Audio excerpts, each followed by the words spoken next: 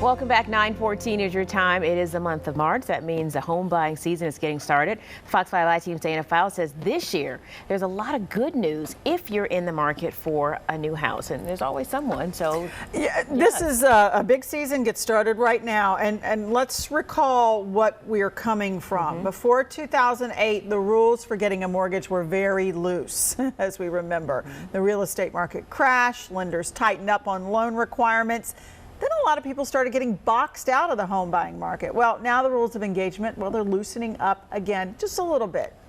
And this is just in time for spring, which is the busiest time of the year for home sales. So if you're in the market, you are going to like this. First, getting that down payment together can be a challenge. Well, under new guidelines, you can put down as little as 3%. It's not as loosey-goosey as it was before because you still have to show good solid credit scores. Dan Smith, who's president of Private Plus Mortgage, tells us exactly what that means.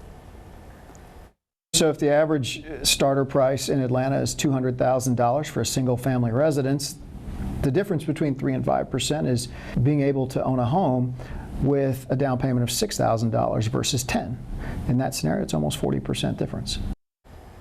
That's significant. But when you pay such a low down payment, this is a risk, of course, to the lender, and you have to pay for that privilege through private mortgage insurance or PMI, and you will pay a fee monthly until you have about 20% equity in the home. Now, the good news buried in there is that the cost of PMI is also going down. He explains a little more. In general, we see a trend where the cost of that private mortgage insurance or PMI is dropping. So that's dropping too. Which really helps when you look at the monthly expense to own a home.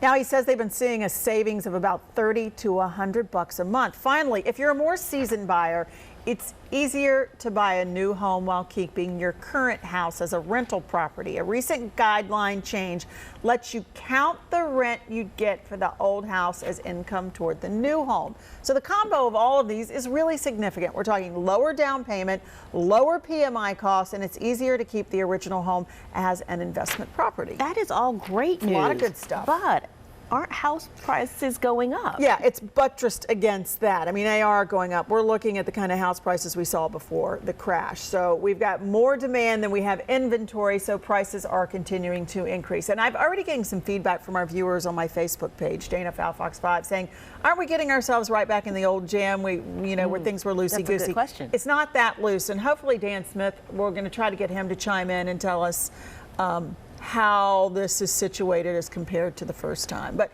you still have to have really good solid credit scores, which is what I recall from the last time. You didn't so much. Yeah. And kaboom. And kaboom. Yeah. All right, Dana, thank you.